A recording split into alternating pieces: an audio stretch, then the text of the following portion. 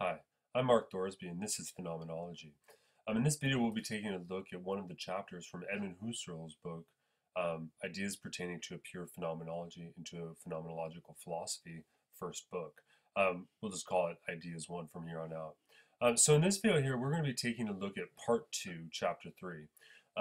And this is in this section, Husserl wants us to begin to think about, in a little bit more rigorous way, what does it mean to talk about pure consciousness? In the previous video lectures, we've mentioned and seen how Husserl has used this term, but let's think about what exactly is the region of pure consciousness, and to what degree and how is pure consciousness related to our ordinary conception of reality, as well as to this transcendental conception of reality that Husserl seems to be creating and drafting here. So we start off here with section 47, the natural world is a correlate of consciousness. So it's important here just to begin with the idea that we recognize that when we're in the natural attitude, right, well, here, let me zoom in here, that while we're in the natural attitude, reason is constrained, right, de facto from going beyond that which is given in physical intuition. Right, so we constrain our reasons in the natural attitude to what we know to be the case naturally in terms of there really being a physical world outside of us, right? And we base these reasons on physics, right? So, for instance, I'm sure you've heard of this sort of idiom where people will say, "Oh yeah, when pigs fly," right? People mean that ironically, but the irony of it depends upon our reasoning about the physical world in a certain way to recognize that that's impossible, and hence that's a statement about impossibility, not a natural description of some odd form of pig life, right? So in the natural attitude, our reasons are sort of kept down to the physical, but we're going to see here that this is still a correlate of consciousness. So what Husserl's been describing here in terms of the suspension of the general positing of the natural attitude is what we can call an experimental consciousness, right? We can explore the regions of consciousness by bracketing off and parenthesizing different forms of this positing, right? Right, and he says if we suspend the idea that all of this is real, then all we have is pure consciousness as such to explore and understand and to think through, right? And this is the experimental part. But there's no limits in the destruction of objective reality, right? So in this sort of bracketing experimental consciousness, I can destroy all things by suspending that general positing, right? By I can assume that, for instance, all physical objects, whether it be the water bottle, the phone, etc., the books around me, if all of these objects are destroyed in my consciousness in terms of their physical natural reality when I make this suspension, right? And again, remember, Husserl is trying to lay down the groundwork for our conception of phenomenology, and he's trying to do it very slowly and rigorously, right? But one of the things is that even though you can destroy this objective reality, the experience of whatever physical things are, right? They're still experienceable as physical objects, right? They are as experienceable physical things, right? So my experience of physical objects does seem to indicate something particular, different and unique about our experience of physical things, right? Now, think about this. In a general sort of model of experience, we have an object and then we have the experience of the object, right? So I have the bottle and then I have the experience of the bottle. And his idea here is that what phenomenology is doing is we're not thinking about the object, we're submitting the experience to this eidetic consideration. And eidetic, all we really mean there is we're trying to explore what's essential about these various features in our experience, essential for experience as such, right? And so, quote, as a consequence, one must not let oneself be deceived, Husserl argues, by speaking of the physical things as transcending consciousness or as existing in and of itself, right? So, because that's not what we're saying, right? The genuine concept of transcendence for physical things can be derived only from the proper essential contents of perception and from those concatenations of definite kinds which we call demonstrative experience. Now, the idea of such transcendence is therefore the eidetic correlate of the pure idea of this demonstrative experience. So there is an experience, and then there's when we experience the physical object, we're experiencing correlates of consciousness in particular definite ways, right? And that's what constitutes this demonstrative experience that we have when we look at the object, as it were. So transcendence here refers to the notion of an eidetic correlate. So on the one hand, you have a pure idea, and for every pure idea, right, we seem to have this demonstrative experience of it, right? So in consciousness, I have this pure idea, right, pure in the sense that it's there for me, but then I have this demonstrative experience, and they seem to be integrated, right? So the physical object has a physical reality which is experienceable in principle, and so that's sort of an important feature here, is that when I experience the object, I'm experiencing something that is as such ready-made for experience. It's experienceable in its concreteness, right? So here, what does Husserl mean by this experienceableness? What does that mean to be able to give experience, right? First off, he doesn't think that it's a mere logical possibility, right? It's not simply the idea that it's possible that there's a correlate or that there's a formal relationship. It's important here to recognize that, right, a logical relation is not necessarily a real relation, right? So for like, I won't try to give an example. But his idea here is that it's not just a logical possibility, and he's not denying that there's a logic that goes along with it, but that there's an actuality that's occurring that allows this experienceableness, right? Quote, a possibility is motivated in the concatenations of experience. And so Husserl has this interesting concept of motivation, right? That somehow it seems that the physical object is motivating my consciousness, as it were, right? So let's take a look at what his passage is. And here I've included this footnote from the text where Husserl he describes what he means here by by motivation. He says, quote, it should be noted that this fundamental phenomenological concept of motivation, right? So this is a fundamental concept, and which arose immediately with the isolation of the pure phenomenological sphere in the logical investigations. I'm just translating in English there. And in contrast to the concept of causality as relating to the transcendent sphere of reality, is a universalization of that concept of motivation, in accordance with which we say, for example, that the willing of the end motivates the willing of the means, right? And think about this. If I want to learn something, so I check out a book in the library, right? There's a relationship where the end is motivating the means, right? Is motivating the means. And this is partially what it seems he's relating this to, this idea of the motivation in consciousness between the physical experienceable, right, and the experienced, right? So incidentally, the concept of motivation undergoes for essential reasons a variety of modifications. So there's different versions of this concept to be aware of. The corresponding equivocations become harmless, though, and even appear to be necessary as soon as the phenomenological situations are clarified. So Husserl is sort of tagging this term for us. We're going to see it come up again. And there's going to be different forms in which it means, and it may become unclear if we're equivocating between them. But as you can see here, he's suggesting that things will clarify themselves as we continue to embrace the phenomenological approach. So there's these motivations. So let's take a look at the passage that I just think is important for this section, right? Husserl says, and I'm going with what I've highlighted here.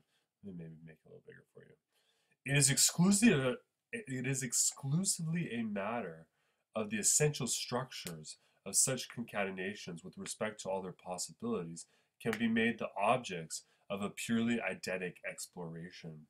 It's inherent in the essence that anything whatever which exists in reality but is not yet actually experienced can become given, and that this means that the thing in question belongs to the undetermined but determinable horizon of my experiential actuality at the particular time, right? The horizon, however, is the correlate of the components of undeterminateness essentially attached to experiences of physical things themselves, and thus components, again, essentially, leave open possibilities of fulfillment which are by no means completely undermined, but are, on the contrary, motivated possibilities, pre-delineated with respect to their essential type. Any actual experience points beyond itself to possible experiences, which in turn point to new possible experiences, and so on ad infinitum. And all of that is affected involving species and regulated forms restricted to certain a priori types. Okay, that's a mouthful, and I read all through that because I think it's really important. But you can see here that when we talk about the experienceableness of things, one of the things we begin to recognize is that in our experience, we recognize things as determined, and there's some things that are undetermined, and they exist for us simply as possibilities.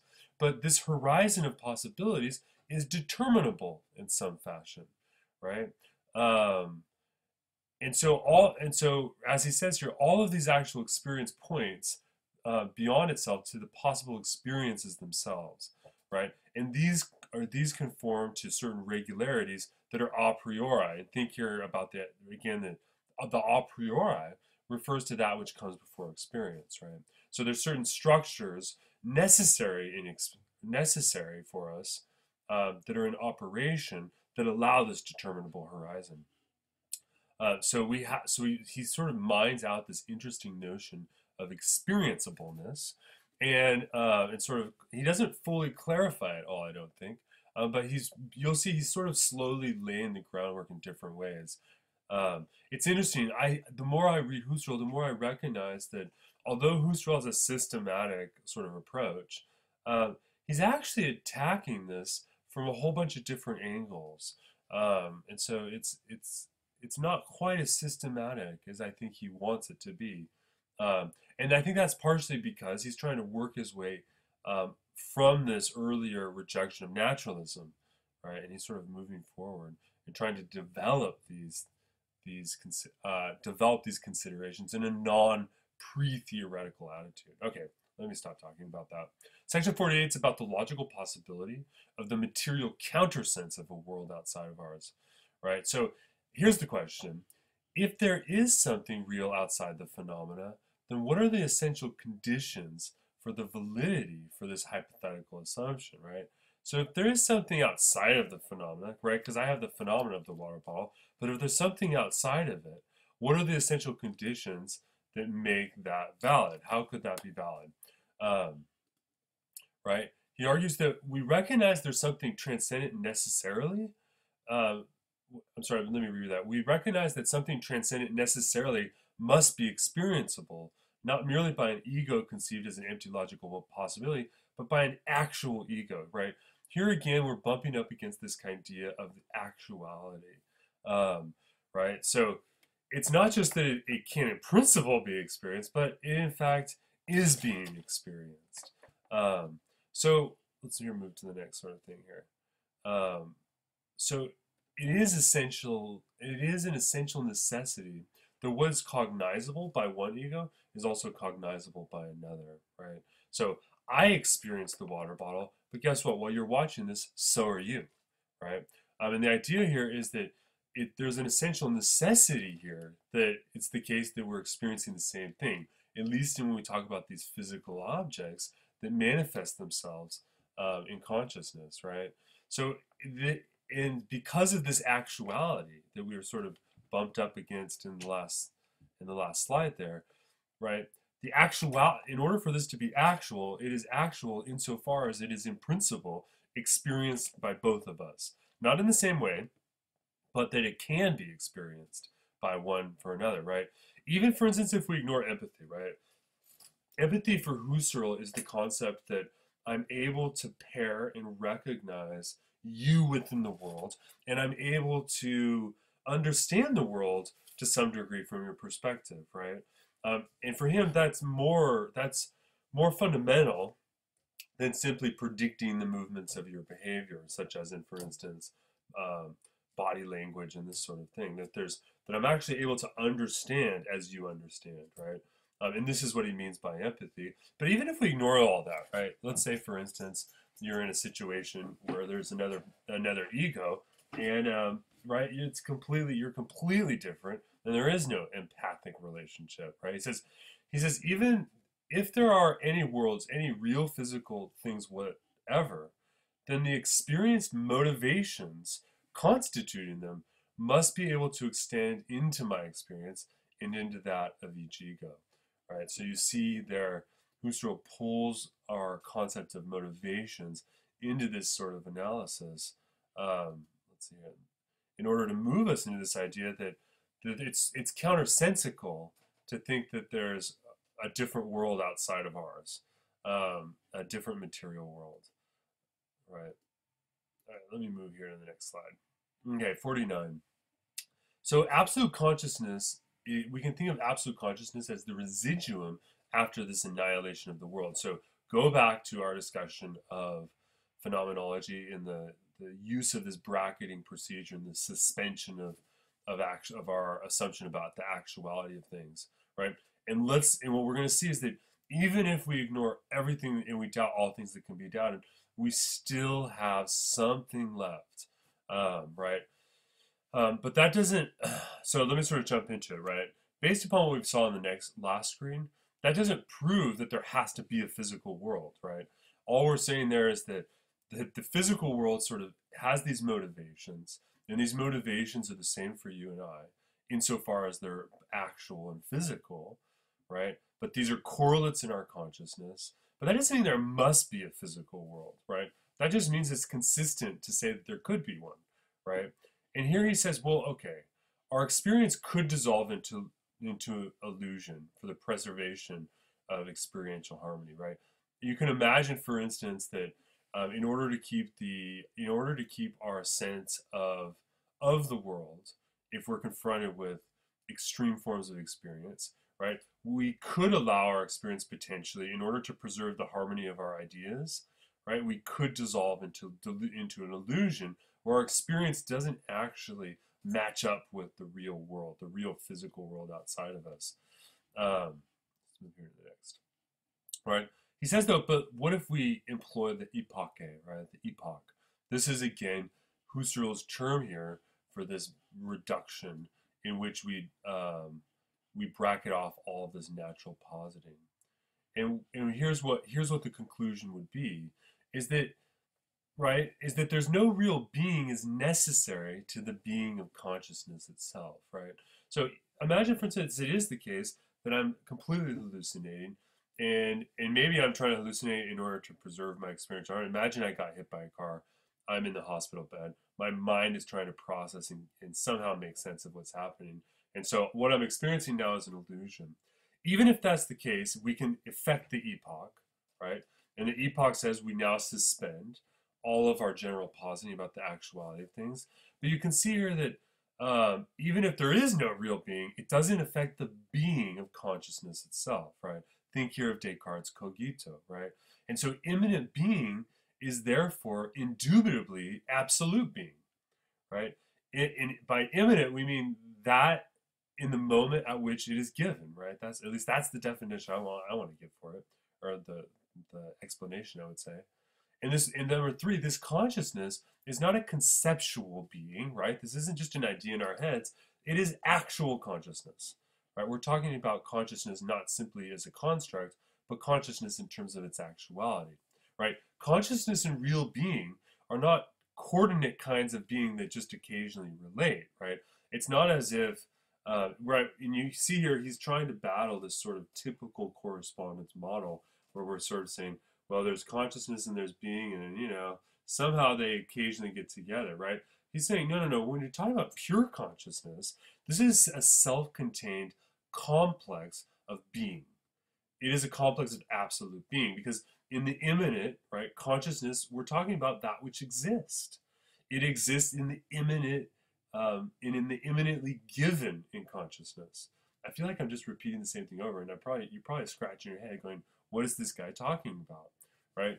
The idea here is that your consciousness is real, and it manifests a form of absolute being in immanence. Even if all my perceptions are wrong, it itself still has this ontological validity.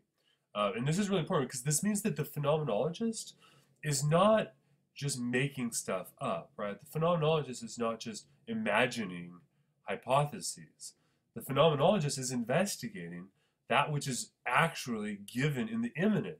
And remember that that which is given in the immanent is so important because that is the foundation upon which we have experiences of physical objects and so on and so forth, right? So, as you can see here that it's not a sort of psychology, but rather an ontological study that phenomenology leads us to. So, and of course, this is the phenomenological attitude. And in the phenomenological attitude, pure consciousness becomes the field of phenomenology, right? Where we employ and study and rigorously describe the correlates, the correlations, the relations, the peculiarities of consciousness in the given, in the mode of recognizing a given, an immanent reality or an immanent phenomena. I'm sorry, that's what I wanted to say, right? So he has this great quote, right? The being which is first for us is actually second in itself, right? The being which is first for us is actually second in itself. Let me just read you the quote here. Reality, the reality of the physical thing taken singly, and the reality of the whole world lacks self-sufficiency in virtue of its essence, right? Reality is not in itself something absolute, which becomes tied secondarily to something else. Rather, in the absolute sense, it's nothing at all. It has no absolute essence whatever. It has the essence of an intentional object of consciousness, something presented and apparent. Okay, and so this is really quite important because what he's trying to describe here are the details regarding what's existentially, what we learn existentially, or what we learn about existence when we do phenomenology, right? So, because when we affect the phenomenological reduction, on the one hand, all of our positings are put out of action; they're disengaged, as it were, right? But number two is that consciousness affects acts of reflection still, right? So although the phenomenologist ignores all of the actuality in their experience, and they've disengaged, they've suspended and stopped doing something in consciousness, this general positing, they're still doing something in consciousness. These are acts of reflection, and we affect them. And they're acts of reflection directed towards consciousness itself, right? And what this means is that the phenomenological reduction is ultimately, it's a restriction of our intentional comportment, right? It's one of the ways in which we restrict this intentional comportment. And it's in this passage where Husserl says, guess what? This means that for the phenomenologist, right, even though there's this destruction of the world, as it were, the phenomenologist opens up an infinite field of mental processes that can be evaluated and can be rigorously and systematically investigated, right? And this is tied to actuality in the most necessary way, right? So, what's the significance of these preliminary considerations of Husserl's? Well, number one is these are quite radical reflections. Number one, because we might ask, well, what exactly is phenomenology investigating now, right? Phenomenology here is a science. If phenomenology is science, then it might not necessarily be investigating nature. Recall from the earlier chapters Husserl's argument against naturalism. And here he's not going to really reanimate an argument against naturalism, but he suggests that, right, most of us recognize that when we talk about nature, we're talking about anything that is, right?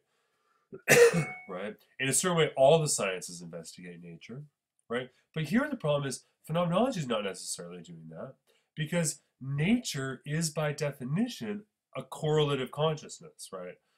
It is an attitude in consciousness and to some degree, right? But this is put out of play for the phenomenologist, right? Because shouldn't the science of consciousness be about what is also natural? Well, Husserl says this. He says, the existence of nature cannot be the condition for the existence of consciousness, since nature itself turns out to be a correlate of consciousness. Nature is only as being constituted in regular concatenations of consciousness. So all of these concepts of nature, of the object that's outside there and there for everyone, right? There's all of these things about the experienceableness, but these are correlates of absolute pure consciousness at the end of the day, right? And absolute pure consciousness cannot be clarified by recourse to that which it determines, right? So if the correlates of consciousness come before or a priori to these conceptions of nature, well, a conception of nature clearly is secondary to whatever form of existence or ontology the phenomenologist thinks they're exploring here, right? So this is sort of radical. Now, Husserl recognizes and sort of takes pause and sort of adds some supplementations about thinking about the physical thing as determined by physics, and also these unknown cause of these appearances. There's even a passage in this section where Husserl talks a little bit about theology. I'm going to skip that because I don't think it's really necessary for us. It's sort of an aside, but it is interesting, especially if you're interested in the philosophy of religion. Take a look at it. The first sort of thing here, and I'm going to use, these are my words, not Husserl's, is that phenomenological subjectivity is not the same thing as first-person subjectivity. Now, what do I mean by first-person subjectivity? Well, we talk about the world in terms of I. I have my own personal experience, right? The phenomenologist is reducing subjectivity, reducing subjectivity to the point that they're looking at pure consciousness. They're not looking at my particular personal consciousness, right? I, as a person, have a particular perspective, and I see the world in a certain way, right? But how I see the world is based upon all of these memories I have, right? And the idea that those memories actually occurred, right? But when I suspend the natural attitude, and I bracket all of that out, I lose all of those things, and all I'm left with are, when I think about my memories, is not that my memories are actual, right? Not that and of course, without my memories being actual, then I'm not actually a person, right? Because I've suspended that. So we're exploring subjectivity in an a priori sense. We're not discussing the first personal subjectivity. The reason I raise this is I've talked to a number of different scholars in different fields who talk about phenomenology, but their discussion of phenomenology is what I would call a first personal form of subjectivity. It's a first person subjectivity, right? Where they're rather describing their own vantage point rather than describing the necessary correlates of absolute consciousness that make my experience such and so, right? So, but that's sort of an aside here. He does mention it. But let's talk about realism for a minute, right? Because, well, let's just be honest here. Something you're probably thinking is watching this. There seems something suspicious here. Surely the natural sciences study physical objects, and the physical objects aren't illusions, right? Doesn't what Husserl's advocating in phenomenology look like a radical form of idealism? Well, in a certain way, it certainly is, and in another way, we'll see Husserl will argue it certainly is not, right? And some of the things here is that he postulates and ruminates on is the idea that experience itself seems to essentially reveal itself to us as real, right? There's something about experience in itself that provides this, the immanent experience of the physical object, right? And in this experience of things as real when they're given, right? Imagine, for instance, perceiving this and now remember what the perception's like and compare the two experiences, right? The first experience where you're actually able to have the sense datum, as Husserl would say, right? You get the rush of light in your eye, right? There's something about that immanent experience in consciousness which presents itself as real on its own. And this is the source of this naturalistic impulse to want to argue that nature, that to fixate the natural upon the physical object, right? There has to be something in the physical object, it would seem, which causes it to be an immanent something that's existent in the world, right? But there's a sort of paradox here, right? Because if there is an unknown cause that's existing that makes this thing, right? Because remember, I can bracket out the actuality of the object in consciousness, yet it's the actuality that seems to come from the object, right? How do I make my bracketing procedure? Well, I just recognize that all of this is just an experience, a perception, a phenomena, right? And you can see here, there has to be something in reality that makes it possible. But on the other hand, if I were able to perceive it, right? If I were able to perceive that which makes experience possible, I end up in an infinite regress, right? Because that which would make the thing given is given, but then how is that thing given, right? And you can see you end up with this sort of paradoxical circularity. Um, and so that, which is quite fascinating, actually, I think. But let me move here to this next sort of slide. So what are some of the main points here? Well, and these main points are really his main points that he puts in italics within the text. The first one here is that, and by the way, this is not exhaustive, so there's more in the text than I'm able to glean out in this video, but this should be fairly sufficient to at least take you along for the ride, right? The main point, number one, the perceived physical thing itself is always and necessarily precisely the thing which the physicist explores and scientifically determines following the method of physics, right? So what Husserl is doing first and foremost is saying phenomenology is not quarreling with physics, right? We're not arguing against physics here because we're saying, listen, physics studies physical objects insofar as they're given as physical objects, right? That's not what we're doing in phenomenology, and therefore phenomenology is not in the same business as physics, right? There's often a discussion between physics and consciousness, and I think sometimes that distinction gets a little loosely thrown around here. And here Husserl is saying, no, no, we're doing two separate things in phenomenology, right? So even the higher transcendency that characterizes the physical thing as determined by physics does not signify the reaching out beyond the world for consciousness, right? Because the physical object is still given in and only in consciousness, right? And so the transcendency, right? That's the transcendency here is what he means when he talks about the thing in the thing that makes it real, as it were, right? Apart from my perception of it. This transcendency, number three, belongs to the physical thing as determined by physics. And this is the transcendency belonging to a being which becomes constituted in and tied to consciousness, right? So it's clear that there is, that consciousness is tied to the physical thing, right? But physics studies the physical thing. The phenomenologist studies is the means by which these things get constituted as phenomena in experience. Okay, now Husserl then sort of takes an interesting sort of turn and asks the question about animalia and psychological consciousness. And here's the basic idea here is, well, what about the animals? And by animals, he means, he calls them animate realities, right? Right, for instance, surely they also have mental states and psychophysical mental processes, right? Even though I don't experience the world from a cat's perspective, it seems quite likely, and it seems odd to not even to immediately reject this, that these animals also have certain subjective states of awareness, different than ours, and maybe not even cognizable by us. Well, we'll see. Maybe Husserl doesn't think that, but that these mental states, at the end of the day, it would seem these animals have them, right? So let's forget about our particular type of consciousness, rationality, and all that, and let's just think about animate consciousness. What does it mean for consciousness for an organism as such, right? Because here the idea is, okay, well, maybe there's natural reality in the physical object, but there's also this psychological reality that certainly seems to be overlaid. So even though we don't experience them, there's all kinds of mental things that are in existence right now from the perspective of all these other organisms, right? So some interesting questions here about the relationship between ultimately environmental ethics and anthropocentrism and all that sort of stuff. So this is sort of an interesting sort of point, I think, in the text. Well, first off, consciousness enters the real world, right?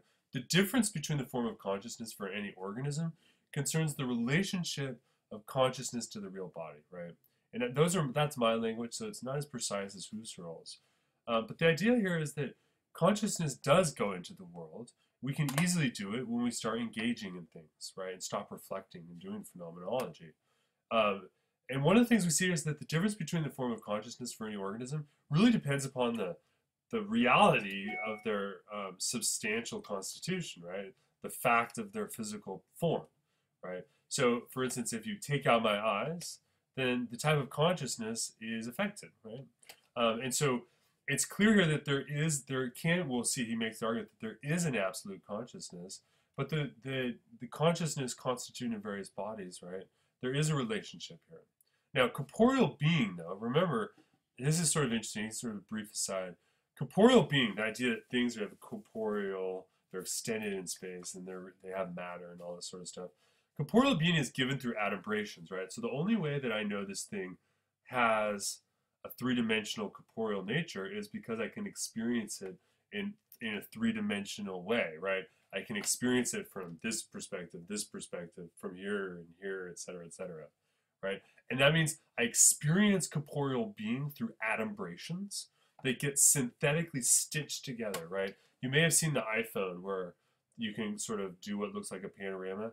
Well, really what's happening is your camera's just taking a bunch of pictures as you do it, and then it just stitches them together, right? And the idea here is that all corporeal reality is stitched together like this in consciousness, because I'm never conscious of the bottle in its three-dimensional reality from all angles at once, right? But any so-called link to the body in consciousness isn't given through adumbrations, right? So how I know that there's a link between my consciousness and this body is not given by some sort of perspectival synthetic operation, right? It's given all in one, right? He says it is what it is by its absolute essence, right? It just is, as it were. And it's immediately, indubitably, without doubt, there for us, right? So at this point, I think Husserl should just sort of recite the old Aristotelian argument here, which is namely, at some point,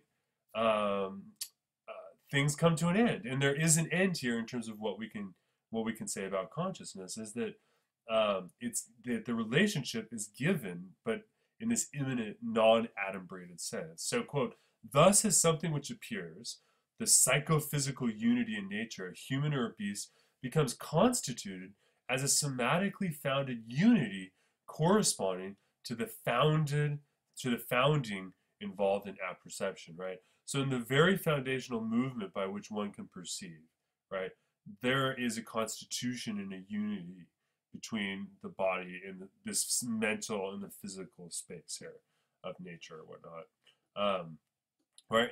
And this unity, interestingly enough, takes the form of various attitudes, right? We see Husserl adding to this conception of attitudes now, right? And this has become important because guess what attitude he's going to talk about next, right? And then, of course, the phenomenological attitude is what he's going to get into here. Well, here's a continuation. The transcendental psychological mental process, accidental and relative, the transcendental mental process, necessary and absolute, right? So let's do something. Let's assume the natural attitude. Let's assume you're having a regular experience in the natural attitude, except let's assume one more thing. Let's say that even though you're in the natural attitude having these experiences, you are in such a case that everything you experience is necessarily or always invalid, right? So I'm picking up a bottle of water and it's invalid. It's not really a bottle of water, right? And then of course, I don't know it's a bottle of water because you can see invalidity is sort of like a wildfire that runs through what we would consider real. In fact, if you push this all the way, if all of our experiences were always invalid, what would happen is that our experiences would lose the feature of continuity, right? There'd be no continuities, right? There'd be no synthetic operations or adumbrated continuities, right? And this would annihilate any conception of physical nature, right? Physical nature gets annihilated, he says. Now, that would mean, of course, that if there's no physical nature, there would be no animate organisms, right? But even right, and now remember we're talking about there would be no experience of animate organisms, right? All of that stuff we talked about in terms of the body, all of that would be lost, right? But what we would still have, even in the experience where we couldn't know anything, right? There would still be a mental process. And in fact, I think that to truly understand what he's saying here is it would be quite radical, right? Because it's quite likely that if there was no validity to your experience in any way, right? Meaning that everything, right, that the truth or falsehood of all my perceptions is mixed up and there's no continuity given, right? I would lose the ability for me to even know who I am, right? I would lose my ego, as it were, right? Consider here David Hume's argument that the self is a bundle, right? And from Husserl's perspective, we could say that our own self-identity is a form of concatenated experiences that are synthetically stitched together, right? And so even in the case where everything goes invalid, I even lose my ego, but there's still this pure mental process that could take place, right? And this is what phenomenology is trying to study, right? As opposed to these more psychological states that he referenced a little bit earlier, right? So, quote, all empirical unities and therefore all psychological mental processes are indices, right? They're forms of index that point to concatenations of absolute mental processes that have a distinct and essential formation. Now, along with which there are other formations are imaginable, right? So there's lots of different formations, but you can see here that any of these empirical unities, they always point to these concatenations of absolute mental processes. And this, of course, again, is what the phenomenologist is trying to study, right? So now here's the sort of conclusion um, to end Husserl's discussion of this chapter, and it concerns all reality is existent. It concerns the issue of whether or not and how it might be or not be that all reality is existent by virtue of sense bestowal, right? Because I do, after all, see this object and I have sense of it. I sense it, right? And he wants to argue that his phenomenology is not some crazy subjective idealism, right? And I know, right? So, and I should say, in particular, it's not a Berkeleyan idealism, right? So, in a certain way, all reality is constituted in terms of a unity of sense, right? And here we say, even in the phenomenological sense, we're in a certain way sensing these immanent features of intentional consciousness, right? And that's what the phenomenologist is doing. So, all of reality, whether we're talking about the reality of the physical object and the natural attitude, or whether we're talking about the reality of the immanent transcendent, right? All of these, there is a way in which there's a unity of sense for them, right? But the absolute reality as such is not a form of sense, right? It's not a form of sense as such. And he says, is this a sort of type of Berkeleyan idealism, right? Remember, Berkeley's argument was that matter is not real, all things are merely ideas. But here's what, and so the question is Husserl really just saying that all we have are ideas and there is no physical world and you can, in the philosopher can reject physics, etc., and you basically end up with to be is to be perceived in Berkeley's idealistic formula, right? But here's the problem: is Berkeleyan idealism? That's what the BI here stands for, right? Berkeleyan idealism subverts the order of the actual, because what it does is it there's a type of attitude that takes place in the Berkeleyan idealism, and it takes the form of a philosophical absolutizing, right? That is, Berkeley recognizes the essential necessity of consciousness um, for existence, because he recognized that relationship, the same relationship that I think Husserl is recognizing. But the problem is, right, instead of recognized as a feature of consciousness, right, he then tries to make it an absolute, he tries to argue it philosophically in an absolute sense across the board. That is, he tries to take what we've done in the suspension of the natural attitude and then put it into the natural attitude and argue that none of that is valid. And this is not what Husserl is arguing. Remember, Husserl is respecting the physicist, right? So what does all of this mean at the end of the day? This chapter is Husserl's attempt to clarify what phenomenological reduction is, and more importantly, the argument here is that the phenomenological reduction is actually possible, right? That we can actually, in fact, perform this reduction and actually be able to talk about something that's actual. Here we're talking about the reality of transcendental eidetic features. That's sort of ultimately what he's doing in phenomenology. Now, again, I know that this has been fairly technical with our discussion of Husserl, so I thank you for hanging in. Keep working through this text. I promise you again, it will become rewarding as it becomes easier to understand. I often think about doing phenomenology and reading Husserl in his really rigorous, almost archaic sort of fashion. That's not fair, but it reminds me of when I first read A Clockwork Orange by Anthony Burgess, which is a great book. But when you read that, he has this whole new dialect and way of talking. And when I read A Clockwork Orange, it wasn't until about halfway through the book that suddenly I was like, ah, now I know what they're talking about. Before I was just completely confused.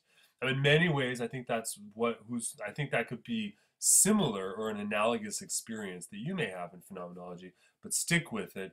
It's great stuff, and I think that you'll find it's rewarding philosophically. Thank you very much for watching. I look forward to seeing you guys online.